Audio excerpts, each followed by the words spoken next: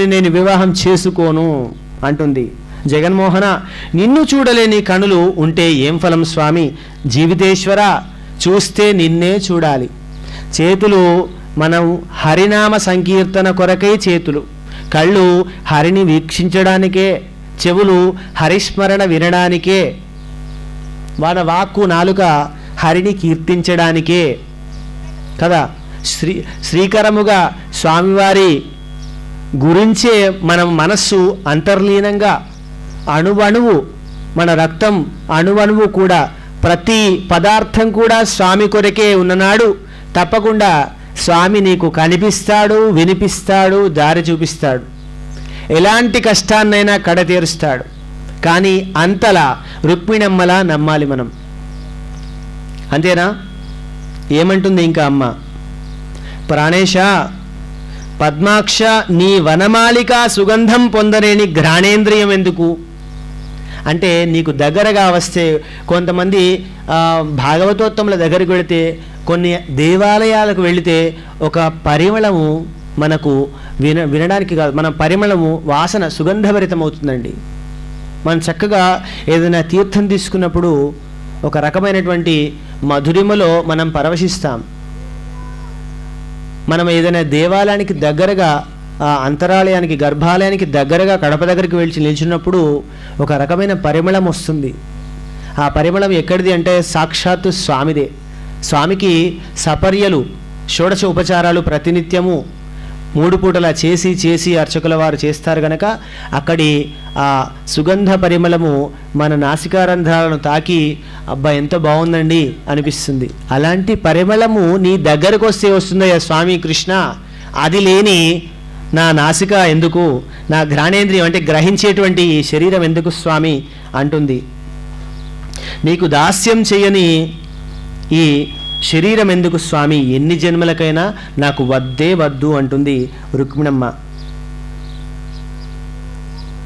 అని ఇట్లు రుక్మిణీదేవి పుత్తించిన సందేశమును రూప సౌందర్యాది విశేషంబులున్ బ్రాహ్మణుండు హరికి విన్నవించి కర్తవ్యం బెద్దిసేయ నవదరింపుమని సువర్ణాంబుగా మరియు నిట్లనియే. ఇలా రుక్మిణి పంపిన సందేశాన్ని రూప సౌందర్యాది విశేషాలు విప్రుడు శ్రీహరికి విన్నవించి, ఇప్పుడు ఏం చేయాలో చెప్పండి అంటూ వర్ణనాత్మకంగా ఇంకా కూడా ఇలా అడుగుతున్నాడట ఆ విప్రుడు. ఏమంటున్నాడు? పల్లవ వైభవాస్ పదములు పదములు కనకరాంభా తిరస్కారులూరు. ఇలా రుక్మిణి పంపిన సందేశాన్ని రూప సౌందర్యాది విశేషాలు విప్రుడు హరికి విన్నవించి ఇప్పుడు ఏం చేయాలో చెప్పమని అడగగా రుక్మిణి పాదాల గురించి చెప్తున్నాడు. అవి ఎలాంటివయ్యా అంటే, రుక్మిణి సౌందర్యము చిగురుటాకుల వలె మృదువులు, తొడలు బంగారు అరటి బోదలే, చేతులు బాలారుణ కాంతులే, కంఠం శంఖం వలె ఉంటుంది, ఉందా లేదా అన్నట్లు ఉంటుంది, నడుము కనులకు సంతోషం కలిగిస్తుంది, ఉదురు అష్టమి చంద్రుని వలె పరిహసిస్తుంది, వేణి తుమ్మెదల బారును మించుతుంది, మన్మథ బాణాలే ఆ చూపులు, కనుబొమ్మలు సాక్షాత్తు మన్మథ బాణాలే, ఆమె మాటలు మనసుకు సంతోషం కలిగిస్తాయి. ఇక ఆమె వదనం ఒక్క మాటలో చెప్పాలంటే చంద్రబింబమే అంటున్నారు. అంటే ఆమె ఎంత అందమైనదో ఇక్కడ వర్ణించాడు. చిగురుటాకుల వలె మృదువుగా, ఆమె చేతులు బాలారుణ కాంతులే, బాల అరుణ కాంతులు అంటే ఉదయించేటువంటి సూర్యుని యొక్క కిరణాలలాగా ఆమె చేతులు ఉన్నాయట. కంఠం శంఖం వలె ఉంటుంది అంటున్నాడు. అయితే ఉన్నదా లేదా అన్నట్టుగా తన నడుమట, కనులకు సంతోషం కలిగిస్తుంది తన సౌందర్యం, నుదురు అష్టమి చంద్రుని వలె పరిహసిస్తుందట. మనకు చంద్రుడు శుక్లపక్షంలో మెల్లిమెల్లిగా వృద్ధి చెందుతూ వస్తాడు. విదే రోజు కనిపిస్తాడు, తదే రోజు కాస్త మెరుగుపడతాడు, చవితి రోజు ఇంకా మెరుగుపడతాడు. అలా అష్టమి వరకు వచ్చే సమయానికి సగం, అటు పౌర్ణమికి ఇటు అమావాస్యకి మధ్యలో ఉన్నటువంటి ఈ మధ్యలో అష్టమి అంటారు. అలా ఈమెను నుదురుని అష్టమితో పోల్చాడు పోతనామాత్యుడు. వేణి తుమ్మిదల బారును మించుతోంది, మన్మథ బాణాలే ఆమె చూపులు. కొందరు చూస్తే తట్టుకోలేమండి, చూస్తూ ఉంటే మనం పక్కకు తిప్పేసుకుంటాం. అంతటి చూపులు, ఆ మన్మథ బాణాల లాంటి చూపులు ఆమె చూపులంట. కనుబొమలు సాక్షాత్తు మన్మథ బాణాలే, ఆమె మాటలు మనసుకు సంతోషం కలిగిస్తాయి. ఇక ఆమె వదనం అంటే నవ్వు చంద్రబింబం వలె ఉంటుందట. రుక్మిణి అమ్మ యొక్క ఈ వ్యవస్థ, కృష్ణ మా గురువుల మీద ఒట్టు, ఆమె నీకు తగ్గట్టుగా నీకై పుట్టింది స్వామి, నీవు ఆమెకు చక్కగా వరుడుగా ఉంటావు స్వామి, మీ పెళ్ళి జరిగి తీరుతుంది అని విప్రుడు చెప్పాడు. ఇంకా ఆలస్యం ఎందుకు స్వామి, నీవు నీ వైపు వారితో కలిసి రుక్మిణిని తీసుకువద్దువు గాని రా, శత్రువులను నుగ్గు చెయ్యి, లోకానికి శుభం కలిగించు స్వామి అని చెప్పాడట విప్రుడు. అంటే మనకు కృష్ణ పరమాత్మ యొక్క లీలలు తనివి తీరా వింటూ ఉన్న కొద్దీ శ్రవణేంద్రియాలు చల్లబడుతూ ఇంకా కొంచెం వింటే బాగుండు అనిపిస్తుంది కదా. అలాంటి హరి గురించి రుక్మిణమ్మ లీనమై కూడా రాత్రి పగళ్ళు నిద్ర లేకుండా ఈ విప్రుడు వచ్చేంత వరకు కూడా ఏం చెప్తాడో, కృష్ణుడు ఒప్పుకున్నాడో లేడో అని చెప్పేసి ఆమె పరితపిస్తూ కృష్ణ కృష్ణ అని లీనమవుతూ ఉందట. కృష్ణము అగ్ని యొక్క ధర్మము, వర్షించుట మేఘం యొక్క ధర్మము, ప్రేమించుట ప్రేమ ధర్మము, ప్రేమకు అన్య ధర్మములే లేవు. ఇది శ్రీకృష్ణుడి యొక్క తత్వము. ఈ ప్రపంచమే ప్రేమ నుండి జయించింది, ప్రేమలో జీవిస్తున్నది, ప్రేమలో మునిగి తేలుతున్నది, ప్రేమలో లయిస్తున్నది. ఈ ప్రకృతి స్పందనలో సౌందర్యములో తొంగి చూసే అసమాన ఆకర్షణ శక్తి ప్రేమ, ఆరాధన రూపంలో కదిలే భక్తి ప్రేమ, ప్రేమ సర్వాంతర్యామి, రూపం లేనిది ప్రేమ, రూపం లేని ప్రేమ ఉజ్వల ప్రేమ, రూపమును దిద్దుకొని వ్యక్తమైతే ఎలా ఉంటుంది అంటే అలాంటి సుందర సముజ్వల విగ్రహమే ప్రేమమూర్తి అయిన మన శ్రీకృష్ణ పరమాత్మ. ఇదంతా కూడా కృష్ణు యొక్క వర్ణన. అంటే ప్రేమింపబడటం అనేది కూడా కృష్ణతత్వమే. రుక్మిణి ప్రేమించింది అంటే ఎంత ప్రేమ స్వరూపమై ఉండాలి ఆయన. అమ్మ సాక్షాత్తు లక్ష్మీ స్వరూపిణి కదా. ఆనాడు మనకు క్షీరసాగర మదనం చేసినప్పుడు ఆ లక్ష్మీ స్వరూపినటువంటి దేవదానవుల సాగర మదనంలో కామధేనువు, శమి వృక్షము, అశ్వత్థ వృక్షము, తర్వాత ధన్వంతరి నారాయణుడు మొదలగు అనేక రకాలైనటువంటి గొప్ప గొప్ప వస్తువులు, మూర్తులు ఉద్భవించినాయి క్షీరసాగర మథనంలో. మరి అలాంటి సందర్భంలో లక్ష్మీదేవి కూడా ఆ క్షీరసాగర మథనం నుంచే ఉద్భవించింది అని పురాణాలు చెప్తున్నాయి. అంటే క్షీరసాగర మథనంలో చంద్రుడు కూడా ఉదయించాడట. లక్ష్మితో పాటుగా చంద్రుడు కూడా ఉదయించాడు. అందుకే మనకు ఏమంటారు, వాళ్ళిద్దరూ సోదర సోదరీమణులు. మనకు శ్రీ సూక్తంలో వస్తుంది, చంద్రాం హిరణ్మయీం లక్ష్మీం జాతవేదం వివాహ. అంటే సాక్షాత్తు చంద్రుడు లక్ష్మీ అమ్మవారు సహోదరులు, అంటే సోదరీమణులు. అందుకే మనందరం కూడా చందమామ అంటాం, సూర్యమామ అనము. సరే ఆలోచించారా, ఒక చంద్రుడినే మామ అని ఎందుకు అంటున్నాం అంటే ఆ అమ్మవారి యొక్క సోదరుడు కాబట్టి. మరి మనకు మామ ఎలా అవుతాడు అందరికీ? మనకు అమ్మేవారు లక్ష్మీ స్వరూపిణి, మనకు జగన్మాత తల్లి కదండి.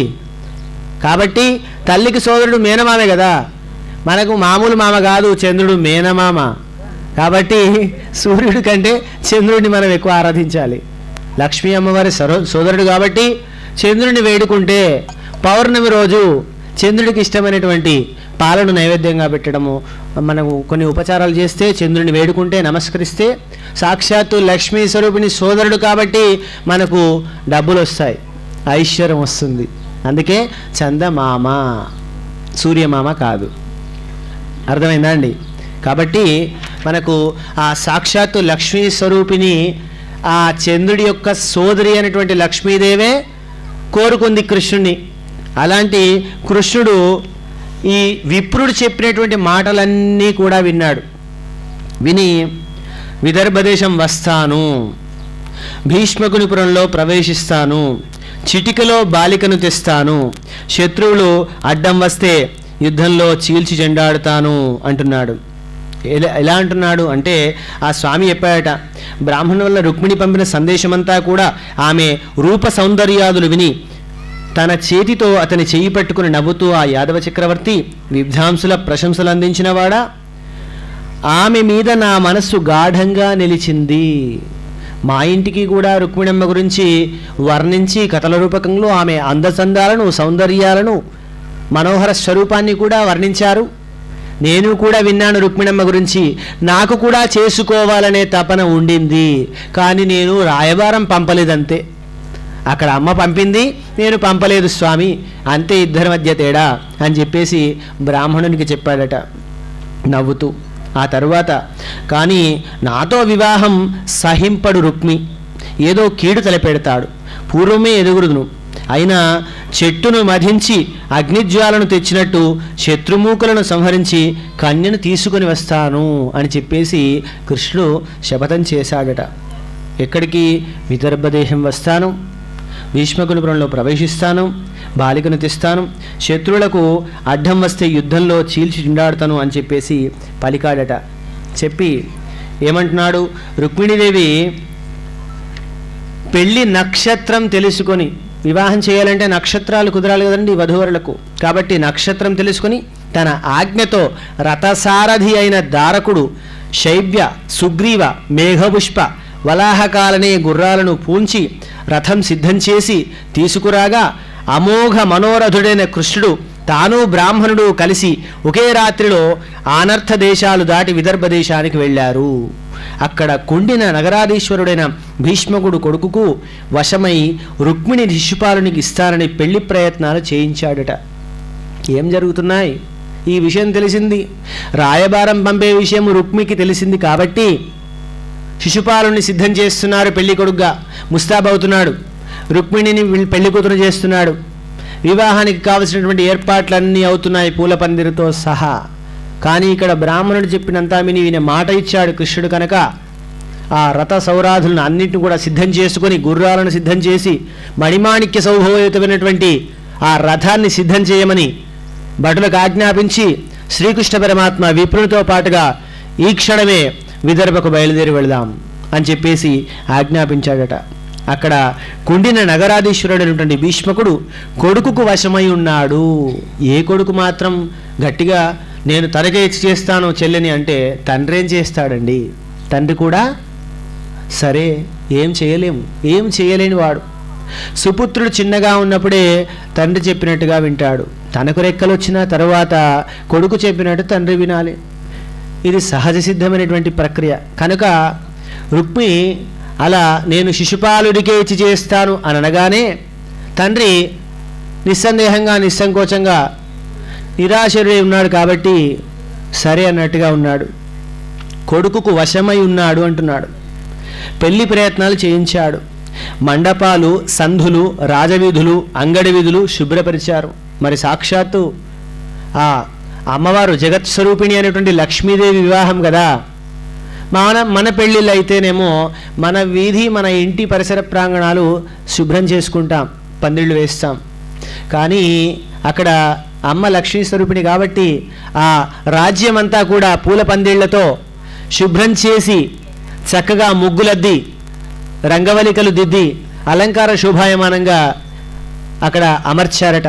అమ్మవారి కళ్యాణం కావస్తోంది, ఇలా శిశుపాలునిధో వైభవంగా కళ్యాణం చేస్తున్నామని చెప్పేసి విదర్భ రాజ్యంలోని జనులంతా కూడా అనుకుంటున్నారట.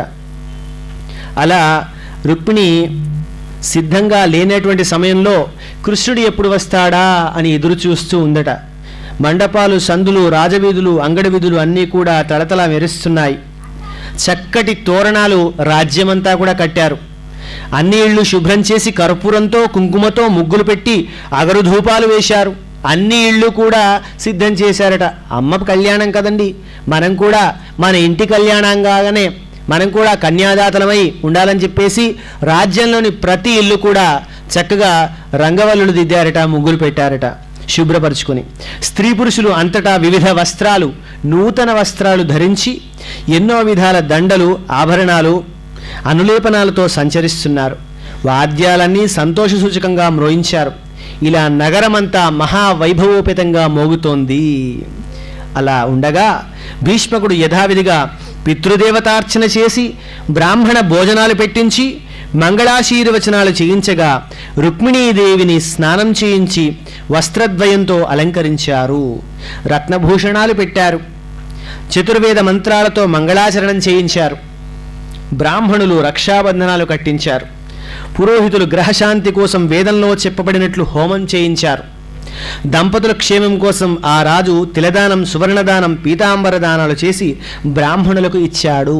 కళ్యాణం అంటే షోడశ మహాదానాలలో మనము 4 దానాలు చేస్తున్నాం. ఇప్పుడు రాజు కనుక ఎన్ని దానాలు చేశాడండి? పురోహితుడు సువర్ణదానాలు, పీతాంబర దానాలు, వస్త్రాలు అన్నీ కూడా చక్కగా దానం చేసి హోమం చేశాడు. ఈ కాలంలో మనకు వివాహం అవ్వకపోతే హోమం చేయిస్తున్నాం, కానీ వివాహం కుదిరితే హోమం చేయించేవారు ఆనాటి కాలంలో రాజులు. ఎలాంటి గ్రహశాంతులున్నా తొలగిపోతాయని చెప్పేసి ఇన్ని దానాలు చేయించి ఆ తరువాత వివాహానికి సిద్ధపడ్డాట వాళ్ళంతా కూడా. మన కళ్యాణంలో ఎక్కడైనా వివాహం అంటాం మనం, పరమాత్ముడిదైతే కళ్యాణం అంటున్నాం. కళ్యాణం అంటే మంచి అనే అర్థం వస్తుందండి, మంచి జరుగుతుంది, వృద్ధి అని కూడా ఇంకొక అర్థం. కాబట్టి మన వివాహంలో ఇప్పుడు ఇన్ని చూసుకుంటున్నారు, అమ్మాయి నక్షత్రము, తారాబలము, చంద్రబలము ఇవన్నీ చూసి సిద్ధం చేస్తున్నారు. మన వివాహం సమయానికి అవ్వడం లేదు. ఒక సమయానికి లగ్నము మనం పెట్టుకున్నప్పుడు బ్రాహ్మణోత్తముడి దగ్గరికి వెళ్ళి ఆ సమయానికి వివాహం జరిపిస్తే చక్కగా కలకాలం పిల్లా పాపలతో సుఖంగా ఉంటారు. కానీ ఎప్పుడైతే మనం లగ్న సమయం దాటిపోతుందో అలాంటప్పుడు వివాహ శుభముహూర్తము మనకు దాటి ఆ మంగళసూత్ర ధారణ కానివ్వండి, జీలకర్ర బెల్లం కానీ జరుగుతుందో అప్పుడు లగ్నం బలహీనపడిపోతుందండి. ఆ బలహీనమైన లగ్నంలో వివాహం చేసుకోవడం ద్వారా వాళ్ళ దాంపత్యం కూడా బలహీనపడిపోయి అనేక రకాలైనటువంటి మనస్పర్ధలకు తావిచ్చేటువంటి అవకాశం ఉంటుంది. కనుక ఇవాళ చూసినట్టయితే చాలా చోట్ల మనకు అమ్మాయి పుట్టింట్లోనే ఉండిపోవడమో లేకుంటే 2 పెళ్ళిళ్ళు జరగడమో అవకాశాలు కూడా ఇలాంటి సమయము సరిగ్గా లగ్నంలో చేయకపోవడం వల్లనే జరుగుతున్నాయి. ఇంత చక్కగా చూసుకొని కళ్యాణం చేయించారు. కళ్యాణంలో రకరకాల దానాలు చేయించారు, కన్యాదానం చేయించారు. చక్కగా పుత్రులను కన్నవాళ్లకు కన్యాదానం చేసేటువంటి యోగ్యత ఉండదు. కనుక సాక్షాత్తు శివ కళ్యాణమో విష్ణు కళ్యాణమో ఏ కళ్యాణంలో పాల్గొని కన్యాదానంగా మనం దంపతులు ఎవరైనా కూర్చున్నప్పుడు జనాలు వాళ్ళకి ఆ భగవత్ ప్రసాదం చేత కన్యాదానం చేసే యోగ్యత వస్తుంది. దాన్ని సద్వినియోగం పరుచుకుంటే కన్యాదానం చేస్తే చాలా ఫలితం వస్తుందంటారు. ఎలాంటి ఫలితం వస్తుంది? తిలై సూర్యమండల పర్యంతం అన్నారు. అంటే సూర్యమండలం, సూర్యుడు ఎన్ని కిలోమీటర్ల దూరంలో ఉన్నాడు మనకు చెప్పలేము. అన్ని కిలోమీటర్ల దూరంలో ఉన్నటువంటి సూర్యమండలం వరకు నువ్వు గింజను ఒక్కొక్కటిగా పేర్చుకుంటూ వెళితే అక్కడ సూర్యుని తాకి మళ్ళీ ఇక్కడికి నువ్వు గింజను పేర్చుకుంటూ వచ్చేంతలో సేపు వరకు కూడా, అంత సమయం వరకు కూడా మోక్షంలోనే ఉంటామట మనం శ్రీమన్నారాయణుడి దివ్య చరణాల వద్ద కన్యాదానం చేస్తే. గంగా నది తీరాన ఉన్నటువంటి ఇసుక రేణువులన్నీ కూడా ఒక్కొక్కటి పేర్చుకుంటూ ఊరు సప్తర్షి మండల పర్యంతం, ఆ సప్తర్షుల మండలంలో ఉన్నటువంటి అక్కడ చంద్రుడు ఉన్నటువంటి లోకంలో కూడా మనం వెళ్ళి మళ్ళీ తిరిగి వచ్చే సమయం ఎంత సమయం పడుతుందండి? కొన్ని వేల లక్షల సంవత్సరాలు పడుతుంది కదా. అసలు కాలాన్ని కూడా లెక్కించినంత సమయం పాటు మనం సాక్షాత్తు బ్రహ్మలోకంలో పరమాత్మని పాదసేవ చేస్తూ ఉండిపోతామట. అంతటి ఉత్కృష్టమైనది కన్యాదానం. అందుచేతనే కన్యాదానంలో పాల్గొనాలి, కళ్యాణాలలో పాల్గొనాలి, కన్యాదానంలో భాగస్వాములు అవ్వాలి. ఆ కన్యాదానంలో మనకు 4 రకాల ముఖ్యమైనటువంటి దానాలు చేయిస్తారు. భూదానము, గోదానము, సాలగ్రామదానము, సువర్ణదానము. మరంత శక్తి ఉన్నదా మన దగ్గర? సాక్షాత్తు భగవంతుడికే మనం బంగారం సమర్పించేంత శక్తి రావాలని కోరుకుందాం. అంత శక్తి లేనప్పుడు ఏం చేస్తాం అంటే దానసాధాన పుణ్యార్థం దక్షిణాదానం తుభ్యం అహం సంప్రతతే అంటారు. మీ చేత మమ అనిపించి బ్రాహ్మణోత్తముడు అంటే మా దగ్గర ఇదే బంగారం అనుకుంటున్నాం, ఇదే మా దగ్గర ఉంది స్వామి అని చెప్పేసి ఒక రూపాయి బిళ్ళను 10 రూపాయలు ఏదైనా మీకు తోచినంత దక్షిణ చేతిలో ఉంచుకొని మనం ఆ కన్యాదాన ప్రసాదంగా 4 దానాలు మనమే చేస్తున్నామని తరించి సంకల్పం చెప్పి అక్కడ విడుస్తాం. నీటితో పాటుగా. అలా విడిచినప్పుడు మనం కన్యాదాతలం అవుతాము. ఆ 4 దానాలు, ముఖ్యమైన 16 దానాలలో 4 దానాలు చేసేటువంటి వాళ్ళం మనం అవుతాం. అది ఎప్పుడు ఎక్కడ జరుగుతుంది? కళ్యాణాలు చేసేటప్పుడు జరుగుతుంది. అయిపోయిందా, తొందరగా పెట్టండి అని చెప్పేసి, భోజనాల సమయం అవుతుందని చెప్పేసి కళ్యాణాలు సరైన సమయంలో చేసుకోకపోవడం వల్లనే చాలా ఇబ్బందులు పడుతున్నాం ఇవాళ రేపు మనం. కాబట్టి పరమాత్ముడు సూచించినటువంటిదే ఇదంతా. సాక్షాత్తు పోతనమాత్యులే జన్మ నక్షత్రము చూసుకొని, తారాబలం చూసుకొని, లగ్నహోరాద్రేకాడటువంటి కుండలి చిక్రాలన్నీ కూడా చూసుకొని వివాహం జరిపిస్తున్నారు. అబ్బాయి ధనవంతుడైతేనో, ఇల్లు ఉంటేనో, వాకిల్లో ఉంటేనో, ఉద్యోగం ఉంటేనే వివాహం చేయకండి. అబ్బాయి గుణగణాలు ఆయన పుట్టినటువంటి నక్షత్రం మీద ఆధారపడి ఉంటాయి కనుక అన్నీ సరిపోలిక వివాహ పొంతన చూసి వివాహం చేస్తే చక్కగా వాళ్ళ చిరకాలం కూడా చిలకా గోరింకల్లా ఉంటారు, ఒకరినొకరు అర్థం చేసుకుంటారు. అలాంటి సంబంధం వెతకండి. 1 కాదు 10 కాదు 20 అయినా సరే మంచి సంబంధం దొరుకుతుంది. అలాంటి రుక్మిణి పెళ్లి నక్షత్రం తెలుసుకుని తన ఆజ్ఞతో రథసారథి అయిన దారకుడు రుక్మిణి శిశుపాలునికి ఇస్తానని పెళ్లి ప్రయత్నాలు చేయించాడు భీష్మకుడు. అలా భీష్మకుడు యథావిధిగా పితృదేవతార్చన చేసిన తర్వాత దంపతుల క్షేమం కొరకు తిలదానం కూడా చేశాడు. అప్పుడు భటసంఘంతో, రథాలతో, భద్రగజ సమూహంతో, వేగవంతమైన గుర్రాలతో, బంధుమిత్రులతో, చాలా ఆటోపంతో రుక్మిణిని చేపడతానంటూ నిశ్శంకమైన ప్రవర్తనతో గర్వించి శిశుపాలుడు ఆ కుండిన నగరానికి వచ్చాడట. బంధుమిత్ర సమేతంగా బలరామకృష్ణులు వస్తే వారిని తరిమివేసి నిరాటంకంగా శిశుపాలునికి రుక్మిణినిచ్చి పెళ్లి చేస్తామంటూ జరాసంధుడు, దంతవక్తుడు, సాల్వుడు, విదూరకుడు, పౌండ్రక వాసుదేవుడు మొదలగు వారు ఏనుగులు, భటులు, గుర్రాలు, రథాలు అనే చతురంగ బలాలతో కదిలి వచ్చారట. ఇంకా నానా దేశాల రాజులు చాలామంది వచ్చారు. అందులో శిశుపాలునికి ఎదురేగి భీష్మకుడు పూజించి ఒక భవనంలో అతని విడియించాడు. ఆ వృత్తాంతమంతా విని కృష్ణుడు ఒక్కడే వెళ్ళాడు. పురుషసింహం కదండి. ఇంతటి రుక్మిణీ కళ్యాణంలో ఇంతమందిని పెట్టుకొని ఆ కృష్ణుడికి ఎదురుగా వెళ్ళి యుద్ధం చేస్తానని చెప్పేసి ఏనుగులు, గుర్రాలు, రథాలు, పౌండ్రకవాసుడు, విదురకుడు, సాలుడు, దంతవక్తుడు, జరాసంధుడు ఇంతమంది కూడా కృష్ణుని ఎదురిస్తామని వెళితే కృష్ణుడు ఎంతమందిని తీసుకొచ్చాడండి? ఒక్కడే వెళ్ళాడు. ఇంకా నానా దేశాల రాజులు చాలామంది వచ్చారు.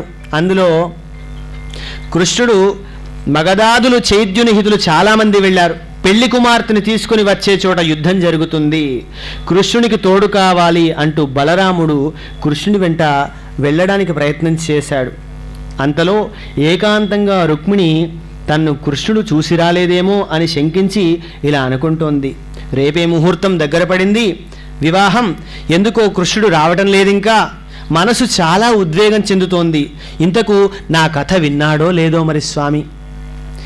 అగ్నిద్యోతనుడు అనే బ్రాహ్మణుడు ఇంకా రాలేదు. నా ప్రయత్నం సిద్ధిస్తుందా, భగ్నమవుతుందేమో, దైవ నిర్ణయం ఎలా ఉంటుందో. అసలు ఇంతకు ఆ బ్రాహ్మణుడు వెళ్ళాడా? ఈ కాలంలో అయితే మనకు చరవాణి ఉందండి, ఫోన్ చేసుకొని ఎక్కడి దాకా వెళ్ళామనొచ్చు. ఆ కాలంలో వెళ్ళి తిరిగి వచ్చేంత వరకు ఆ మాట కానీ విషయం కానీ తనకు చేరిందా లేదా తెలిసేది కాదు. కాబట్టి ఇంతకు అనుమానం వచ్చింది రుక్మిణమ్మకు, ఆ బ్రాహ్మణుడు వెళ్ళాడా ఇంతకు అని తనలో తానిట్లు ఆలోచిస్తుందట. మధ్యలో మార్గాయాసంతో ఆగిపోయాడా, మరి చాలా దూరం ఉందని చెప్పేసి మధ్యలో ఆగిపోయాడా? విని కృష్ణుడు ఈ విషయం తప్పుగా పరిగణించాడా? మరి నన్ను తప్పు పట్టడం లేదు కదా, ఇంత సిగ్గు విడిచి నేను వివాహం చేసుకుంటాను కృష్ణ అని అంటే ఇంత గర్వంతో అమ్మాయి పెళ్లి చేసుకుంటానని నిర్మోహమాటంగా సిగ్గు లేకుండా చెప్పింది అని ఏమైనా అనుకున్నాడా? నన్ను తప్పుగా అర్థం చేసుకున్నాడా కృష్ణుడు అని ఆలోచించిందట అమ్మ. ఈశ్వరుడు అనుకూలిస్తాడో లేదో, ఆ పార్వతీదేవి కూడా నన్ను రక్షించాలని ఆమెకు తెలుసునో లేదో, అయినా ఇంతకి నా భాగ్యం ఎలా ఉందో లేదో, ఇలా ఉంటే అలా జరుగుతుంది అనుకుందట. ఒకవేళ బ్రాహ్మణుడు యాదవరాజు నగరానికి వెళ్ళలేదేమో, వాసుదేవుడు రాలేదే అనుకో, ఇంక వెళ్ళి హరిని పిలుచుకుని వచ్చే ఇష్టబంధువు ఎవరూ లేరు. ఆ రుక్మికి న్యాయం లేదు, ఆ చైద్యునికే ఇస్తానంటూ సరే గౌరీదేవికి కూడా నా మీద దయలేదు ఇప్పుడు అనుకుంటోంది రుక్మిణమ్మ. తల్లికి కూడా తన ఆవేదన చెప్పదు, దిక్కులలో తన చిరునవ్వు వెన్నెలను చిందింపదు. తన ముఖపద్మం మీద వాలటానికి వచ్చిన తుమ్మెదను కూడా తోలదు, నిద్రపోదు. వక్షోజాల మీద చిక్కుపడిన ముత్యాల దండ చిక్కును కూడా తీయదు. కృష్ణుడు వచ్చే దారి మీద నిలిపిన చూపులను క్షణమైనా మళ్లించదు. స్వామిపైనే ధ్యానం ఉంటే ఇలానే ఉంటుందండి.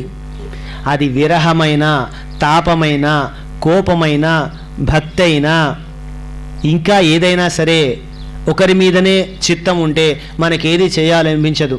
మన రుక్మిణమ్మ కొంగు సవరించుకోలేదు, కొప్పు ముడుచుకోలేదు, సిగ విరుచుకుంటుంది, ఎలా ఉందో జుట్టు చూసుకోలేదు, కొప్పున పూలు కూడా సరిగా ముసురుకోలేదట. ఎలా ఉన్నానో కూడా తెలియదు. అదే ఆలోచన అటు ఇటు తిరుగుతూ ఇంతకీ బ్రాహ్మణుడు వెళ్ళాడా లేదా, నా విషయం అసలు కృష్ణుడు తెలుసుకున్నాడా లేదా, ఒకవేళ తెలుసుకుంటే ఏమై ఉంటుంది, నన్ను అపార్థం చేసుకున్నాడా. ఇలాంటి పరిస్థితి మనలో చాలామందికి వచ్చి ఉంటుంది. ఒక విషయము తెలుసో తెలియకో మనం చెప్పి రాయబారం పంపితే అక్కడి నుంచి వచ్చే సమాధానం మన చెవిన పడేదాకా మనకి ఏదో ఒక ఆలోచన విభ్రాంతిగా ఉంటుంది. అందులో ముగ్ధమైపోతాం, వేరే ధ్యాస ఉండదు ఏ పని మీద. అలా అమ్మకు కృష్ణుని మీద మొత్తంగా కూడా ధ్యానం ఉండిపోయిందట. పరమాత్మనే మీ హృదయం మీద భగవనమైపోతుంది, ఏదీ కావాలనిపించదు. మీరు కూడా కృష్ణుడి లోపలే లీనమై కృష్ణుడినే ధ్యానించి కృష్ణుడి మీదనే కోప్పనండి, కృష్ణుడి మీదనే ధ్యాస నిలపండి, కృష్ణుడి మీదనే గర్వంతో ఉండండి. ఇన్ని చేసినా కూడా కృష్ణుడే అన్నారనుకోండి, భగవంతుడి అన్నారనుకోండి, అతని మీద తప్ప వేరే ధ్యాస లేనట్లయితే మీరు తప్పకుండా పరమాత్మకే చెందుతారు, తప్పకుండా మోక్షం మీకు లభిస్తుంది.